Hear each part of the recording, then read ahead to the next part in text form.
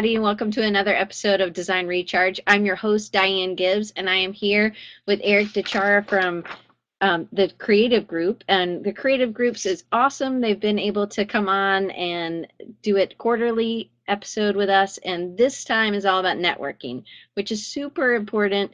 But Eric, let me give you a little bit of background. Eric is a senior account manager with the Creative Group. He joined in 2006, and before that, he was working 10 years in marketing communications. And so he was drawn to the Creative Group because the opportunity to not just work with just the businesses, but also to work with the creatives. So, Eric, tell us a little bit about why you like what you do, and maybe some of the things that keep you energized being there. Well, I just hit my 7-year anniversary, so it's different things have probably kept me energized over the years. But mostly, I enjoy helping people. In this job, you get to help candidates who are, working, looking for work one way or another, whether it's, full-time work, contract work. Maybe they were just laid off or moved to the area and they don't have the connections yet to get another job or contract work. So it's nice to be able to help those people and reward them for their hard work over their career at the same point providing a valuable service to my clients, where I get to use my understanding of the market, my understanding of marketing to help them staff their department on a temporary basis or on a full-time basis. That's what I enjoy most, being that resource, and have become kind of an industry expert within the greater Boston area to understand what's out there for talent, what's not out there, what clients can get in a pinch, what they can't get in a pinch, and really partner with them. And my best relationships, clients do view me as a consultant, as a partner, not just as somebody who can get them, a body in the seat the next day. And that's really what I enjoy most. And you're really solving a problem for them, which designers get to do all the time. We're solving a problem for a client as well. But I think we were talking beforehand, and you said, just being able to have somebody who signs a contract, 3, 6, 9-month contract, it go to a full-time job. And then later, when they're at another company, or they're at that same company, and they need somebody to not just fill a seat, but they need a designer or a writer or whatever, um, they call you, and that because you've been there so long and because of your background, you're able to really meet their needs in a really unique way, which I think is Yeah, I pretty don't think there's cool. anything. Yeah, I mean, while not all of our contracts do become full time, it's a smaller percentage, but it is really nice, placing somebody who unfortunately was laid off for one reason or another, no fault of their own, or like I said, moved to the area to get them into a position and then have them be hired and then come back and use us on the client side, a year, 2 years later, because we provided such a good service when they were out of work and looking, and to provide a similar service now that they're working, and to help them out in a different way. It's great, and it's very rewarding to be able to do that. So if you haven't ever heard of the Creative Group, I'm going to share this is their website, and you can click on it, and I'll also put it over there in the chat. And if you're new to Spreecast, this is how it works. There are always stuff going on over there in the chat. You can actually type in. If you're a guest, you can't do anything, but we would recommend that you sign up with Spreecast. It's a free account. You can sign up with your Facebook or your Twitter account, or you don't have to do that. You can sign up with just your email. And then you can actually type questions. You can also, below Eric, there's a submit question button. You can do that. And if we sound okay, I would love to know if both of us sound okay, or if somebody needs to be turned up, if I need to turn Eric up a little bit. If you guys could let us know over there in the chat, that'd be great. So I have a bunch of questions. I know that New Vegan Age already asked a question as well, so I'm excited to get your question. I've already figured out where I'm going to put it. Awesome. Great. Thank you. Um, so there's tons of networking places that we can go. Thanks, Allison, by the way. Um, uh, which what which designers could go to, and if funds are, I mean, if we can go to a conference, a national conference, or just something local in our areas, what networking um, venue, I guess, is most effective when you're trying to get a job, I would say, and maybe, and then we'll ask you about people who aren't necessarily looking for full time, they're just looking for clients and things like that. But what venues do you think are some of the best ones to try to spend your money on? I think it really comes down to quality over quantity. I mean, funds are always tight for everybody. I mean, even myself trying to get networking associations approved to go to different events. There's so many events going on a weekly, monthly, yearly basis, and they're not always the cheapest events to go to. So I typically try to focus on two or three associations or events, opportunities that I can become a little bit more actively involved in. I think you get a lot more bang for your buck that way, as opposed to going to too many events spread out over the course of time. Those become harder to network. You don't see as many people that you're familiar with. They don't know you. I think to be able to pick two or three that you're really interested in and want to be involved in, going to those events and group meetings over and over again becomes a lot easier to network because you're familiar with people, they're familiar with you. It's more of a casual relationship, and it's not so much of a one-off basis where you're just trying to go in and make a sale or get a new client. I also say in terms of funds being tight, the easiest way to be involved and actually get the most bang for your buck is to volunteer, serve on committees, offer to volunteer work, registration tables, taking tickets at the door, anything you can possibly do to volunteer. And then you often get the either membership comped or you get to go to the different events for free. And obviously, if you're working there at the registration table, there's no better way to kind of see who's in and out, shake hands, and ask people if they need help than if you're working the registration table or as part of the association walking around the room to make sure people are doing well. If they need anything, that's the easiest way to connect with people, and it doesn't cost you anything. And they're always looking for volunteers. Yeah, definitely. And so getting involved is one of the best ways if you're new to a city. Um, Getting involved in volunteering is one of the ways that you would say to, and just being consistent. Yep. Yeah, consistency is also important. Um, Again, if you just go to one event, you go to a design association, you go once or twice a year, it's just not going to, have as much impact as if you went repeatedly. And again, try to be as involved as possible. But if there's monthly meetings, quarterly meetings, definitely try to attend all of them. And trust me, it's a lot easier to network. I mean, 7 years later, it's easier for me to network when I see clients or candidates that I've known for years. It's a lot easier and comfortable for me to network with them than it was my first year or so where everything was new and everyone I talked to was a new person. It was a little more challenging then. Definitely. So networking is really something that isn't just an action step to get a job. It's something that you should continually be doing. You've been networking 7 years for TCG. It's not something that you ever stop doing, right? That's just part of you people being a designer or a writer or whatever. Um, why is that so critical? And do you think some people just stop? They get a job and then they stop the networking aspect? I mean, we're all busy. It's definitely challenging to find time to network, whether it's most of them are at nighttime after you put in a long day at the office already, or if you have kids and you're juggling multiple schedules and trying to get dinner cooked and get home and do this and that, it's challenging. So you really do have to time block and say, 2 weeks a month, or I mean, 2 days a month, I'm going to find a networking association to go to. I'm going to make sure I go to this same group meeting every single third Thursday of the month and make sure you're consistent with it. But you really do need to do it all the time while you're working. Ideally, while you're in a current job is probably the best time to do it. I think it's a lot more natural for you to be comfortable interacting with people and building relationships when you're not desperately looking for a new client or desperately looking for a new job. It's it's harder in those situations because it's probably going to be more transparent that you are in need of something. The easiest time to network is when you don't need anything and you're actually able to offer help to other people. That's how you start off by networking. You think you can offer to other people. Maybe you can help somebody get an opportunity in your company, or you can make some recommendations or make some connections. It's a lot more natural and comfortable when you are not desperately looking for a new client or desperately looking for a new job.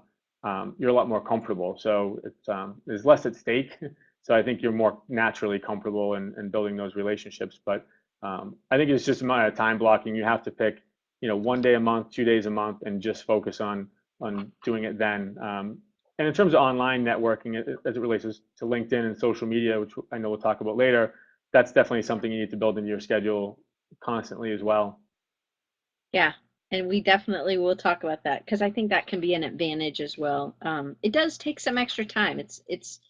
Um, it's not just a natural kind of progression. You have to actually commit to doing that. And if you're your own business owner, or if you're just looking for a job, I think that those are things for students who are about to graduate. It's great for them to start making some of those connections beforehand, and other people who, if you're looking, then you need to start doing that Yeah, and you as can you find go. what's comfortable for you too. It's not, it doesn't always have to be, you know, obviously it's always good to push and challenge yourself, but it doesn't have to make you uncomfortable.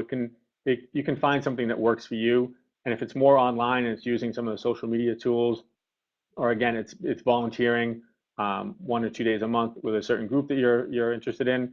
I mean, don't forget the summertime coming up too. I talk to my clients all the time right now about asking for referrals because as you start getting to the summertime months, people are traveling. You have endless family cookouts, cousins, siblings that you haven't seen in a while, friends and relatives.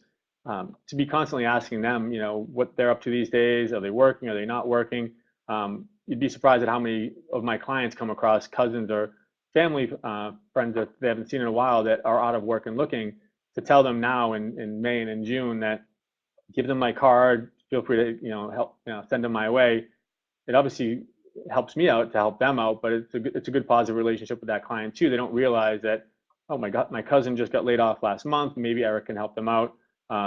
It's a great tool to keep in mind over the summer when it's not formal meetings. It's just a Saturday cookout, and you just ask questions, ask people what they're up to, and maybe you can help them out.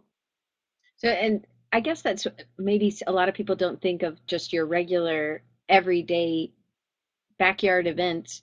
If you are a parent and you're going to a softball game or a soccer game or something like that, a swim team, you can network while you're at those.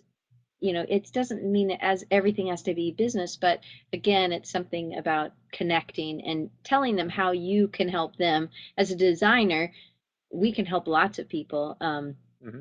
I gave my card to somebody at the vet today because they needed my phone number, and I always think it's a good idea. And they were like, and I have a pink card, so it's it's probably the only pink card they'll get this month. But they're like, oh, that's what you do, and I'm like, yeah. So it just, some people, you never know who's going to need you, so I always think it's a good idea. But I'm not ever pushing it on people. Hmm. But I always tell my students to keep business cards in your pocket, keep something, or get your phone out and get their Twitter handle or something so that you can reconnect with them after.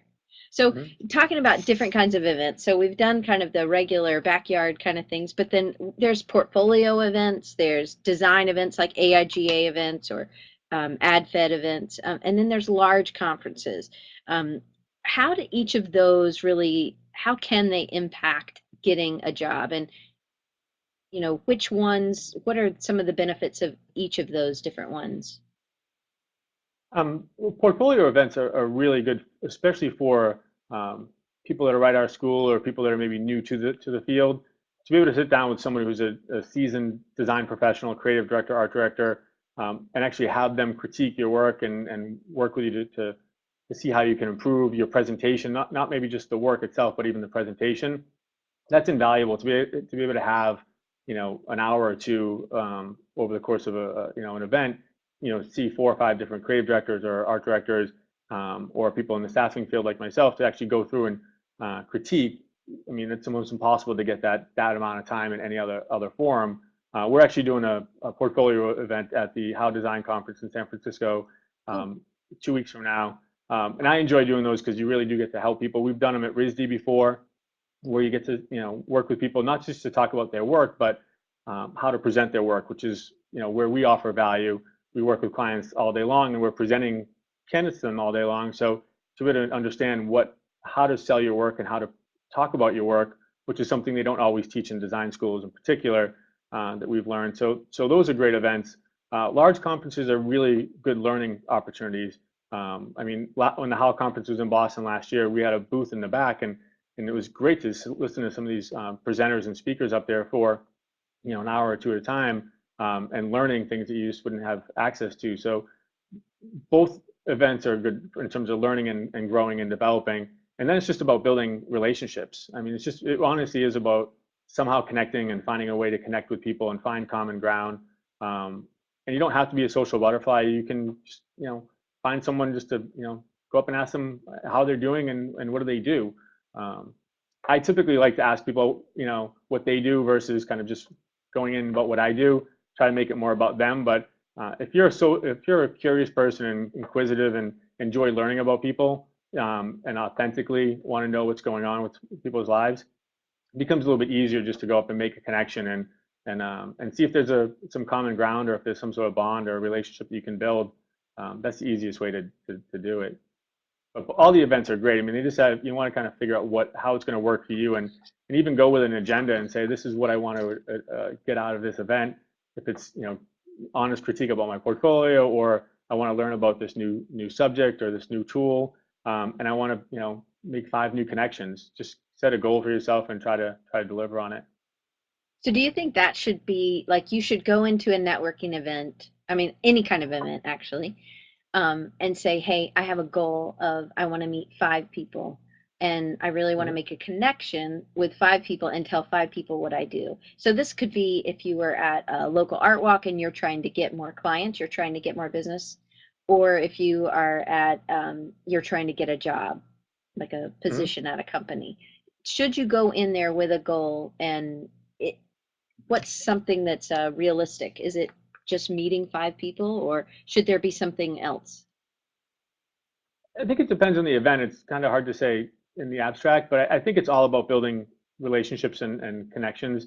And you don't really know until you approach that person, how you can help each other out. So you really do have to go in and ask those questions. I mean, there could be, it's always good to have goals. I mean, we kind of have to do that every single day if we want to be um, Right. successful and accomplish anything throughout the day.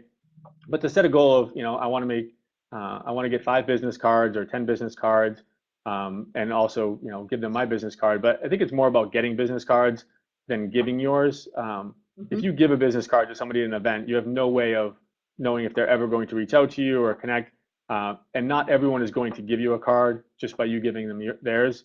Right. We run into that a lot. So if you ask for somebody's card, that's how you start. Because then, even if they don't ask for yours, you have a way of staying in touch with them. So when you get home that night or the next day, you follow them on Twitter, you try to connect with them on LinkedIn. Um, Maybe if you can send them an email if you talked about a restaurant or you talked about something that, some sort of common ground, you like the same band or you both into running or something like that. You can send some sort of personal note. You really enjoyed the conversation and it was great to meet them. Now here's a little bit more about what I do. It's a lot easier like that than just to hand off your card and keep your fingers crossed and hope that someone is going to reach back out to you. You kind of lose control of the situation at that point. Some events that I've gone to, I might have certain intentions of, maybe I know a couple of my clients are going to be there, so I want to make sure I get a few minutes with each of my client contacts. So there can be more specific, intentions or agendas that you're going to set. If you're trying to get a position within a specific company and you know that their creative directors or marketing managers or execs are going to be there, then it might be a little bit more focused intention. But if you're just going to, build your network and make some connections, it might just be picking 5 or 10 as a number and saying that's how many people I'm going to get business cards from tonight, and make sure they have mine. So you said something that I really hone in on. Really, it was when you're talking to someone, whether it's a possible new client or it's a possible a designer or somebody at a design firm that you want to get a job at. It's thinking about how you can help them. And really, I think as designers, we have to be really good listeners because we have to be able to hear where the problem is, whatever, if it's they are having trouble marketing or whatever. And a lot of times, what I'll do is if I meet somebody and we're talking, we end up talking about a link, or I'm like, oh, this would help you. And it's not about me, but it's about me helping them. And then you're able to, yes, connect, Twitter, LinkedIn, wherever. And then you're able to also send them something that is helping their business. And it doesn't mean that they have to hire you. It might not even be something you do, but it's something that you read or that somebody you follow that still is impacting them and their business or their company in some way. And I think stuff like that really helps. I don't think it's just, I think it's great to do connect on a personal level as well, because then you're not just about business. But I think a lot of times people have that business mindset. And then if you really get to talking, you should, I think you can convert that into, oh, let's go have lunch. And you're not asking for a job, you're not asking for a project, but in turn, you're building that trust. And I think, Eric and I were talking before we went live, and he was saying that that was one of the things that 7 years at TCG has built him, is just that trust, because they trust that he's going to take care of them, as well as that he knows what the business is like. So he can help the businesses, but he can also help the designers get positions. What do you think? Because I think a lot of people, I had somebody tell me that they had sent like over 200 resumes. And I'm like, well, how many of those did you follow up with an email or a phone call? And they're like, I don't know, maybe 12. I'm like, really? 12? That's a waste of paper. To me, that's a waste of paper. I know this isn't one of our questions, but if you're getting these cards and you're not doing anything with them, it's it's a dust catcher in Mhm. my thought. Can you give us some actual tips that you think somebody could do with some of those cards, what they should do? Yeah, I mean, a lot of it depends on the conversation you have. Like you said, you really do have to listen. I mean, that's one of the most critical things of my job all day long, is whether I'm talking to candidates or clients, is to listen to, understand what they're going through right now, and what pains involved. Are they looking for work? Are they struggling? Why are they struggling? Is one of my clients struggling finding certain talent? Why are they struggling? What have they been doing? You have to ask a lot of questions to find out what you can offer for help. So, kind of blanket statement, it's hard to say without asking those questions, but it's really trying to find out what keeps them up as a client on a daily basis. And that's what my job is, to find out what would make their job easier from a staffing perspective any given day, and what would make their life easier overall. What keeps them up at night, and then trying to figure out what I offer that can help them in that situation. But you really do have to listen and ask, the right questions, and ask open questions to find out what you can do, and be ready and be prepared enough to know, okay, well, if this is what they're going through, then here's what I can say, or here's a value I can offer. And maybe you can't offer any value, and to be aware of that and say, you know what, all right, well, it sounds like you're in good shape, and maybe I can help in some other way, or just kind of be aware of that.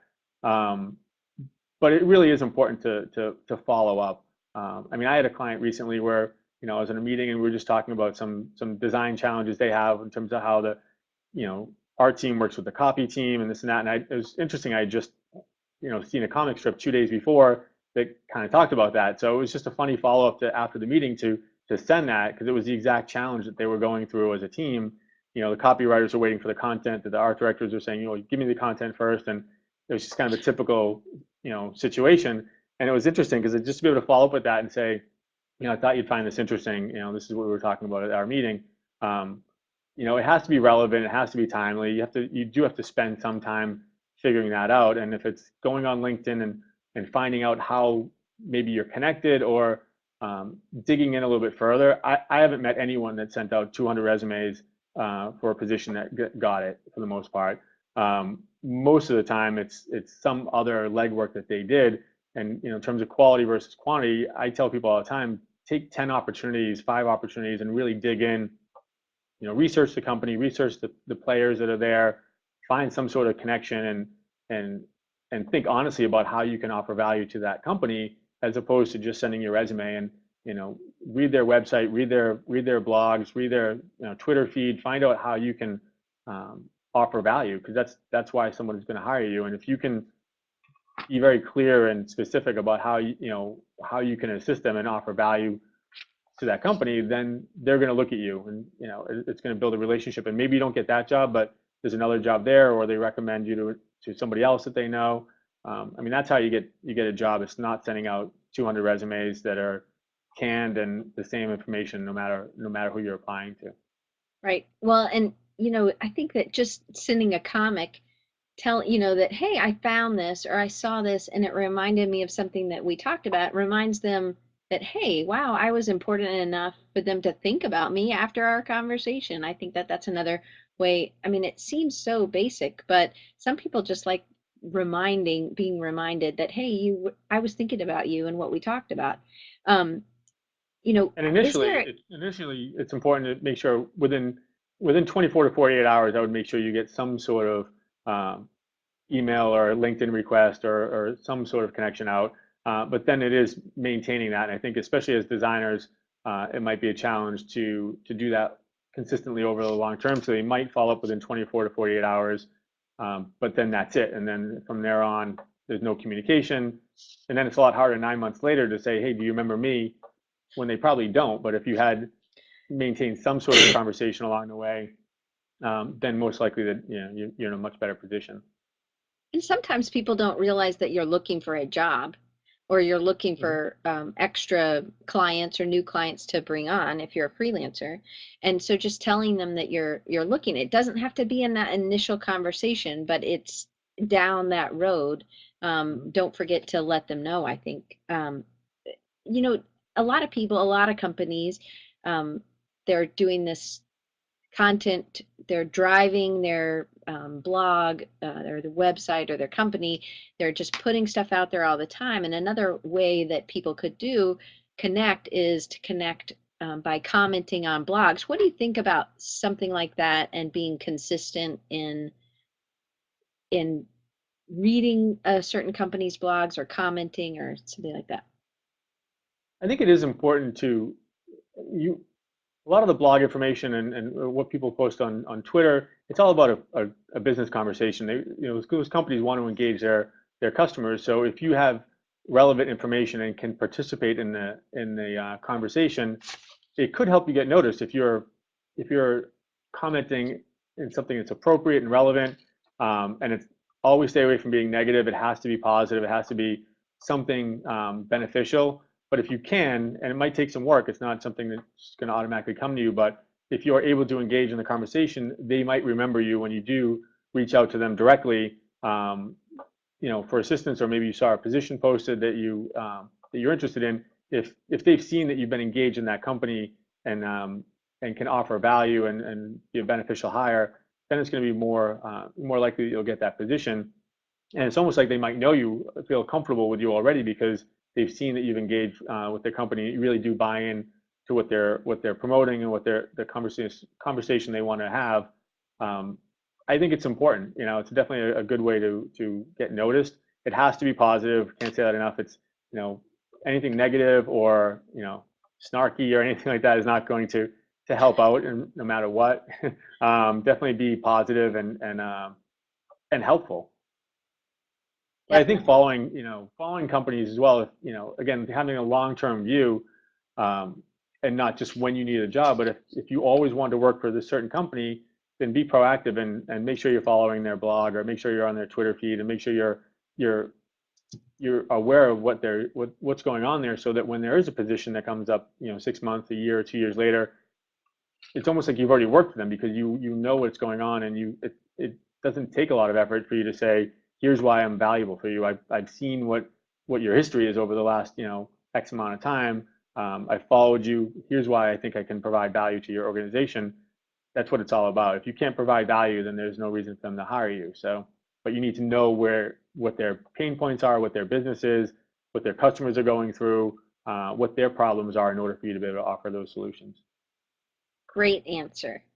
All right, so is there a way that a designer, say I'm a designer and I'm looking for a job, and my friend is a designer at a firm or at a company, and I want to ask them for a lead or a in with that company, without, but I don't want to come off as pushy or super needy. How can I do that if it's just kind of um, it's not like somebody I go to dinner with or, you know, do stuff on the weekends with. It's just a colleague, but not a somebody you are super great friends with. What's a great way Mhm. to do that? I think first of all, you already mentioned don't be pushy, um, and don't try to overextend the situation. But if it's good to be upfront. If you have a friend that works for a company or an acquaintance that works for a company, I think if there's a position that you're interested in, I do always qualify it as you know make sure that you're qualified for the position. And sometimes it's a matter of being honest with yourself. If it's a web design position or a digital design position and you really don't have that experience yet, it's probably not the best situation to put your friend or acquaintance in where they're putting their neck on the line and their reputation on the line internally to help you out if it's not the right position, because it's going to seem like they don't know the position or what's going on in the company.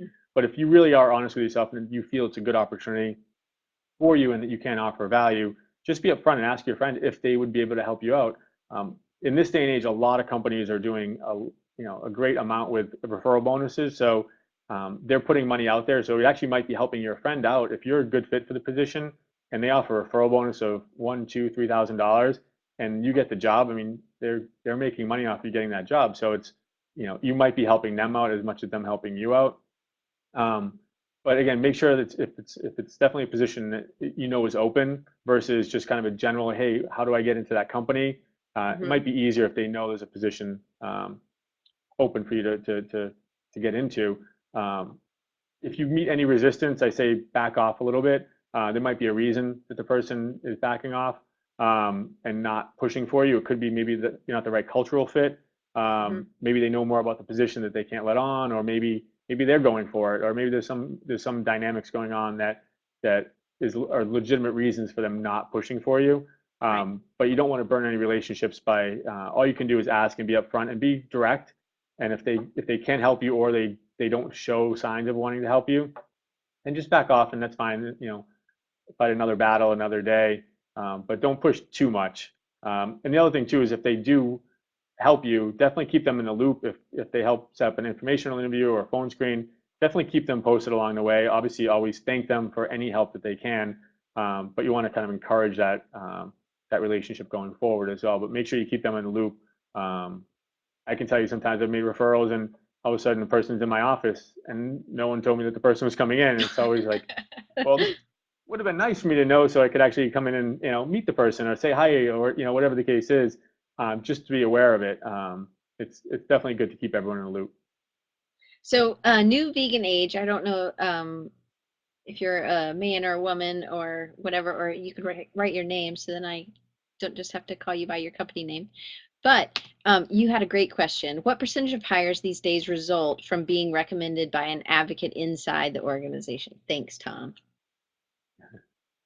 I don't have a specific percentage number, but I can tell you that from the business I'm in, it's making the wrong hire these days and making a mistake hire is extremely costly. I mean, companies put a lot out there in terms of, um, posting positions cost money. They spend a lot of time and money on their executives and all the hiring managers and screening through candidates, um, and then onboarding the candidate, getting them trained and getting them up to speed. If that person doesn't work out, that's a lot of money. And to be honest, I mean, that's why I work with clients, and that's why clients come to me for contract to hire a lot of times is to make sure that they're making the right hire. I would wager to bet that if there were two finalists for any position and a company within a company and one was a referral of an internal employee and the other wasn't, I'd say it's a very high percentage that the person that was an internal referral would get that position if everything else was equal. Because again, someone speaking on their behalf, someone who knows the culture is representing that person and saying, I agree that this person is a good fit, not just for the position, but culturally and can offer value long term. I would wager to bet it's a very high number when two people are presented in the same way like that. But it's hard to say overall. But there's a lot of companies that are spending a lot of money on internal referral bonuses, trying to minimize making a mistake. And I think that's why it's just a very costly situation. Obviously, unemployment and different things that go into having to lay somebody off or someone leaves, it's a bad impression overall. It's bad for the company and it's very costly. So I think if you can get a connection to get somebody to walk your resume over, it's very helpful. Um, and also with a lot of smaller design firms, I know that they don't always advertise their positions. So it's always done through these networking, who they know.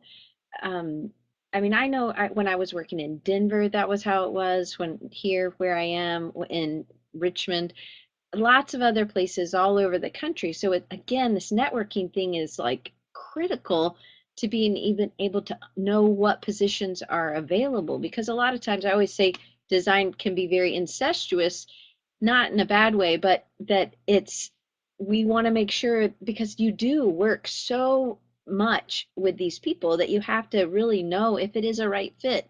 And I agree with you, if somebody's not giving you that kind of in, it's a really good time to kind of back off and really just build that relationship. I'm glad, Tom, that was it was a great answer. So, Yeah, and the other thing to that extent too, I mean, a lot of companies, the formal posting of the position, a lot of times is a formality that they have to post a position, but a lot of times it is a formality, and the position might be filled. I know it's, people have said that kind of negatively along the way. Is the position actually even, viable position? But a lot of companies will already have, they'll have people internally that they're already looking at, whether they're kind of transfers within the company or people have been recommended. And a lot of times you do, hear about the posting just being a formality of they already have somebody lined up, but they have to go through the motions of posting it, and it's just a reality that you see out there. So so almost 20 years ago, when I was looking for my first job out of undergrad as a designer, I was really focusing on small design firms in Denver. And I would just call people, and this was when, I actually, there wasn't Twitter and Facebook and anything like this. And so I would send a resume and then I would follow that up with a phone call. Sounds shocking, I know, but I would follow it up with a phone call, and I just wanted to get in the door if they could just give me 15 minutes to show them my portfolio. And now a lot of times people maybe not don't even have that, and that's why these networking events are so important. But I would always, when I was working at a company, I would always try to give graduates, if they called me and asked for just 15 minutes for me to look over their portfolio, I would always try to give them that time. And it ended up working to their favor because my best friend was a designer at a small design firm that was looking, but they weren't mhm. advertising. So then I just said, you know what, here, we don't have a position here, but there's somebody who is. So, like, I know there are people out there watching that are looking for a position that have recently graduated.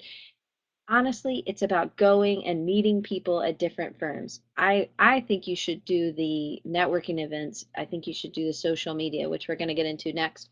But Eric, what do you think about calling and just kind of, it's kind of like a cold call, but you're trying to, I think you can warm it up with the social media stuff, but Mhm. what do you think about asking for just some feedback on a portfolio or something like that? I think if you approach it the right way, I think most people want to help somebody out, especially especially if you can find somebody who maybe graduated from the same college or something like that. That's always great. People always want to help out fellow alum. But just in general, if you approach it the right way, I mean, I get endless LinkedIn requests, and I'll always help somebody out that is very humble in the sense of, you know, would you have 15 minutes or 10 minutes, or maybe I can get together and grab a cup of coffee. I mean, I get requests from people kind of the flip side of that, where they're just tell me how great their work is and how I basically wouldn't live another day if I didn't review it. That to me kind of sets the wrong tone of like, okay, well, you're asking for help. I'm happy to help you, but just be very specific, and maybe 10 or 15 minutes and really help them out. We always want to help people out, but if kind of the wrong approach is kind of the more arrogant approach of, you have to see my work and it's so great. I guarantee most people are probably not going to take the time to help that person out, but be humble and explain that you're simply looking to further your career, and you respect their opinion, anything they can do to offer some guidance. I think most people, that are professional would take the time to help that person out. What about like sending self-promo pieces, something like that? Not cocky, but something that would give them something that took some time. Again, I don't think you should send it to hundreds. I'm talking about really specific, like targeting what your best skills are and what this company is, even if they're not hiring. What do you think about things like that? I know that's not on our sheet, but Yeah, I think it's great. Again, I think it requires homework where you have to know why you're sending what you're sending, and it might be a custom piece. It might be very very much targeted.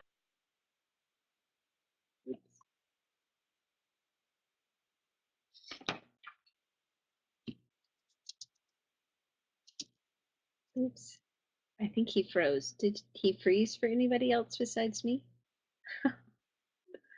Jason, did he freeze Is for that you? back? Yep, Oh, there we go. oh, okay. Back on. Okay. Say that Um, again.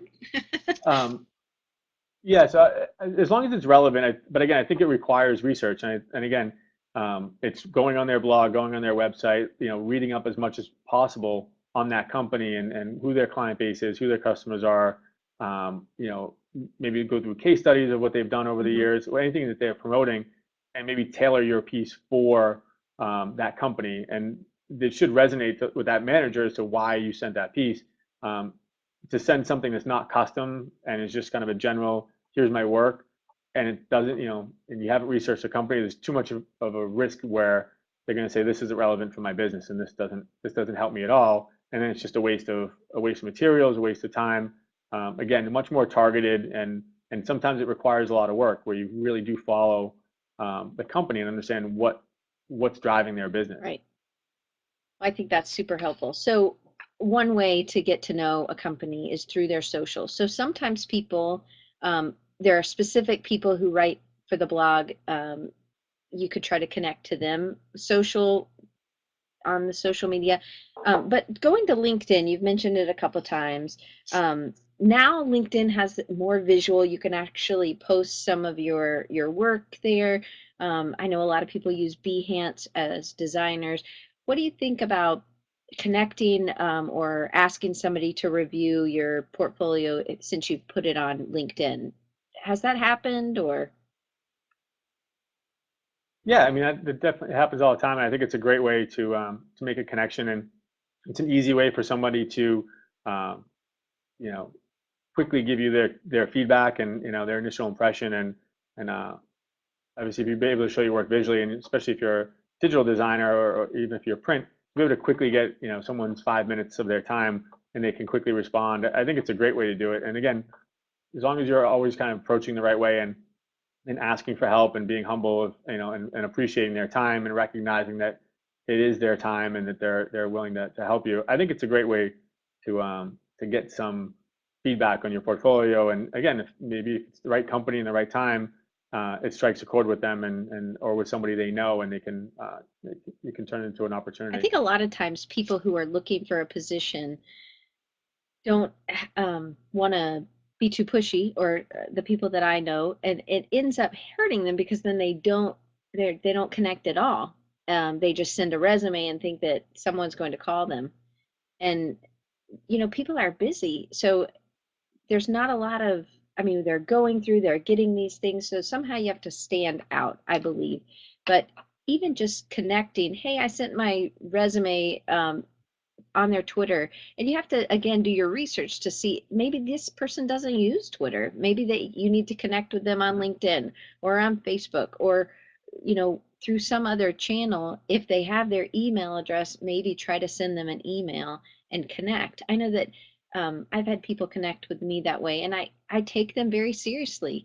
And I think Mhm. it's not about cockiness. Now, I have been contacted by people like that as well, but if their work doesn't hold up to that, then I'm probably not going to connect with. I Mhm. always say thank you for your interest or whatever. But with the people who have this amazing project, I want to connect with them. But just your resume Mhm. isn't really enough. So you have to give me more. And I think that research is really important. So when is the right time? Should it be a phone call, or should I say, hey, I'd love to connect with you on Skype if you want to, could you talk to me? Or is it physically coming into your office? What looks good and what looks kind of bad? Again, I think it depends on, if there's any way to find out how they like to communicate. If you can connect on social media, if you go to, if you follow somebody that you met at an event, and you want to try to get to know them better, and you go on their Twitter feed, if maybe they're not, big Twitter people, and they have a couple postings. So obviously that's not the best way to go. So, maybe go on their LinkedIn and see if they're constantly promoting, putting pieces out there and posting updates and having conversations. If they're joining groups, maybe that's the best way to go. Maybe they actually, are in charge of the company blog, and maybe that's the best way to go. Maybe it's just an old-fashioned meeting. You know, Maybe at a networking event you ask, how do they like to, what's the best way to stay in touch with them? That's a very valid question that I think most people would respect. To just say how, if I'm able to keep in touch with you, like, what's the best way to stay connected to you?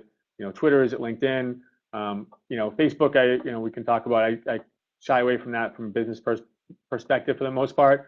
Although it is still a great networking tool overall, but from a business standpoint, maybe not so much, especially with someone that you have just met and not really that familiar with yet. But just ask the question, and if not, maybe dig around a little bit and find out how to best stay in touch with that person. So out of all I mean, there's so many social ways to connect. LinkedIn groups, Facebook or Google Plus. There's these groups that you can join in Facebook, LinkedIn, and Google Plus. I know for sure. What, which one do you think is best for maybe somebody who's just out of school trying to get a new position? What groups, and then if you could say the same thing, which one do you think is best for maybe somebody who's already got a position, but they're looking for something else? My dog is snoring. I think Sorry. either way, My huh? dog is Say it snoring again. so loud. Sorry. I don't know if you can hear it. I think either way, it still goes back to the whole quantity versus quality versus quantity. Um, it doesn't make any sense to just join, 100 LinkedIn groups if you're not ever going to participate in the conversation. If there's networking events that you can go to as a result, again, I think it's better to go deeper into a handful of organizations that you are groups that you are passionate about and make sense for what you do, where you can follow the conversation when people do, post updates or ask questions and engage in these forums to be able to engage in that, but to do it with some sort of impact as opposed to just being connected to too many groups. It doesn't get you anywhere. It's just like being connected with too many networking associations where you end up not going to any events, but you belong to 15 of them. Right. So same thing as it relates to some of the LinkedIn, and most of my focus is on. I do a lot on Twitter. I do a lot on LinkedIn. I'm not really too much into Google Plus yet, but that's just me. But again, I try to spend more similar. I try not to get too spread out. I mean, mostly I use LinkedIn is 100% professional, although I do have obviously some friends and family members on there, but that to me is 100% professional. Twitter, I think, is a little bit of a hybrid for me. It's a great way to post a lot of content and to engage in conversations.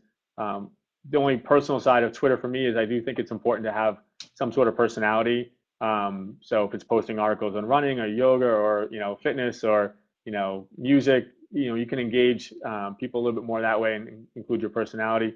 For Facebook, for me, it's a great networking tool as it relates to your family and friends, people you went to school with, people that you met along the years. But I try to separate that from my business life. But it is still a good networking tool in terms of making sure people that your friends know what you do. Make sure your friends know how you can maybe help them or make some connections and help out family members or friends. If you're interested in a company, there's no harm in asking your Facebook connections. Does anyone know anyone there? Can anyone help me out? They're all, for the most part, friends and family members, so they obviously want to help you out.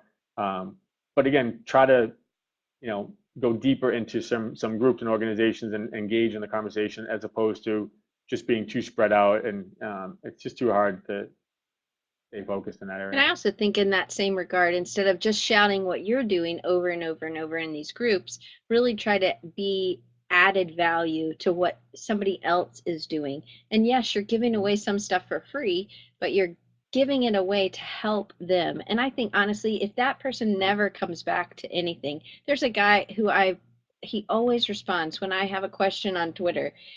Brian Yan. I've never met him, but man, he answers my questions and I love the man because he does. And he has good quality, they're the right answers. And man, I Mm-hmm. love that. I think he has value to me. I trust I next time will just ask him instead of asking the whole slew of people. Mm-hmm. So to me, I think that that's really important. He's giving it away. He's giving his information, his knowledge away. But now I have somebody who I can trust and can go to. And that's what you're building. You're building this trust with, no matter if it's a client that's trying, it's a business somewhere, or you're doing something for trying to get a job. You're giving, And one thing I find is that my seniors or my juniors don't feel like they're an expert in anything. And I say, well, do you know how to tie your shoes? And they're like, yeah. I'm like, well, you're an expert at tying your shoes. There are other things. Sometimes you just have to sit down with somebody because you can't look inside your head as well as other people can look and see what you're really good at. And I think sometimes that really helps, especially with creative. Sometimes we don't really see what we're really good at, and so sometimes we tend to spread ourselves too thin. But you talked about Mhm. participating And it in helps. these I mean, groups. yeah. Go ahead, sorry. And in terms of providing value, I mean, it doesn't matter how long you've been out of school or not. I mean, if you're engaged in your profession and in your whatever industry you're in, read the publications, read the, online magazines, whatever you can do to stay current as to what's going on. Then you'll all of a sudden you'll be surprised at how much value you can offer. Maybe it was just an article that you just read or something that you were just involved in or saw that would add value. But you never know when that's going to be. But you do need to be engaged in your career and your profession and read, stay current on what's going on, whether it's technologies, you know, trends, whatever the case is. Um, it's just really helpful overall to know that stuff. So this is probably our last question, but to stay, and maybe we can go off on it a little bit. What do you think is the most important? Somebody looking for a job, no matter what position they're in, straight out of school or before. Obviously, they need to do their research, but is there a certain social media outlet that you would suggest that they all should do, or is there a top three, or is it really just dependent on each company? I mean, I think LinkedIn it seems to be the one that's kind of leading the charge overall. I think most people are on LinkedIn. It's amazing how many you know how many people are connected. It's just crazy to go and look somebody up or look up a company and just see. You'd be shocked at how easily you could be connected to that company or connected to somebody who's there. And I think most companies are on LinkedIn, have LinkedIn pages, and their key team members are on LinkedIn as well. I think Twitter's a great business tool. I think people underestimate the value in terms of uh, participating in it and being on Twitter and using it from a business perspective versus the social perspective, which a lot of media focuses on. There's a huge business tool, and it's all about having a conversation and engaging in that conversation. But that's where if a company is really on social media and on Twitter, that's where you can learn the most information immediately. Versus it used to be going to their you know press release page or their job opportunities page, careers page. If they are active in Twitter, it's a much better way um, to stay current as to what's going on. And I think more and more companies will be focused on that in the future. But I think those are two of the drivers right now, from what I see. I think another thing that you said earlier that you can you said that Twitter is it has a little bit of your personality in it. I think that that's important. Mhm. It also warms you up as a person. It makes you more able to be contacted by people, even if it's you're looking for a job, but people can contact you because of something that you both connect doing. Can you talk a little bit about how much personality you need in or you need to stay away from? Um, I think it's what you'd want to be known about you. I mean, it's me personally, I'm a huge yoga fan. I'm really into yoga, so and certain foods overall. So I enjoy that being promoted. I would like my clients to know that not only do I specialize in this, and this is my background, but I love music, I love yoga, I love certain things. I want that to be known. It's to me that will only help me professionally, and it's kind of the public persona that I want, that I enjoy being out there, and it's authentic. It's what I promote. It's what I am. Um, that's what you want to promote. It's stuff that's not professional, that's inappropriate, that you want to stay away from. Inappropriate postings, photos, the kind of the standard social media don'ts, you want to stay away from. But it's the public perception, the persona that you want out there, and that will people allow people to see you as a human and not just as a great designer or a great this or that, but this is someone I would like to work with, and this is someone I would like to go to battle with every day and fight the good fight and bring on and enjoy working with on a daily basis. Two things I would like to say about Twitter that I think from a kind of additional networking perspective, I think is great. You know, if you are if you go to a networking event and I always go to the registration table. I always get there early. I'm just kind of one of those people that can't help but getting to a place early. I scroll through the name badges. I take notes. I sit there and say, oh, here's a company I want to do business with, or here's somebody that I haven't talked to in quite a while. I make notes as to who's there and who's not. Um, if I have a chance to meet them, but maybe I don't have a chance to connect with them during the networking event. Maybe they're a no-show, but I remember their names. I write down their names, so when I go home the next day, I can follow them on Twitter or follow them on LinkedIn. And the flip side of that is I've had some of my best networking conversations with prospective clients or customers or just colleagues at networking events that maybe I've just out of dumb luck followed them on Twitter, or I've seen that they post a lot, so I follow them on Twitter. And then when I go to the registration table, I eyeball the name tags and I say, oh, Melissa's going to be here. And then I remember that. And then when Melissa's there, maybe I've never met her in person, but we've had conversations on Twitter, or I followed a lot of her posts. So it's a lot easier to have that conversation and say, hey, by the way, I follow you and these are great posts, or you get into a dialogue like that. And I've had some of my best conversations. They're a lot more authentic and real and relaxed than the first introduction. And I think it's just another way to leverage Twitter or LinkedIn as when you're at a networking event itself. Absolutely. I think that those connections are critical, and if you don't have anything to talk about, it feels awkward. And I think just having that research, it can be overwhelming. I don't know if you guys in the watching live can feel overwhelmed with networking, and it can be. And that's why one of the questions earlier I asked about goals, because I think 5 people, I can do 5 people, but 10 might start, freaking me out a little bit. Even if I'm just trying to meet people, I'm trying to be authentic and be real, and I do try to listen. So I'm trying to get, my husband says that I would have been a great cop because I'm just asking them questions about, he says I'm bad, I guess. He doesn't like that. But for me, and nobody seems to mind because most people like talking about themselves, and they can connect. You can find something that you can connect with them on, even if it's about yoga or if it's about whatever. Mhm. I agree, Nikki. Nikki says, totally. I think you have to focus on specific people or areas. There's so many ways to connect now. I agree. And I know Nikki really likes to do a lot of hand-drawn type, and she posts on Facebook. And I think that, she's done all the letters, she's done numbers. Now she's working on others. And, I know Jessica Hish, I think you really, you follow her, Nikki. I think it'd be something if you start connecting with her if you're not already. And I agree totally, Mitch. It's about connecting and adding value. Eric, this has been awesome. I'm going to give you guys Eric's his Twitter, and you should follow him for sure.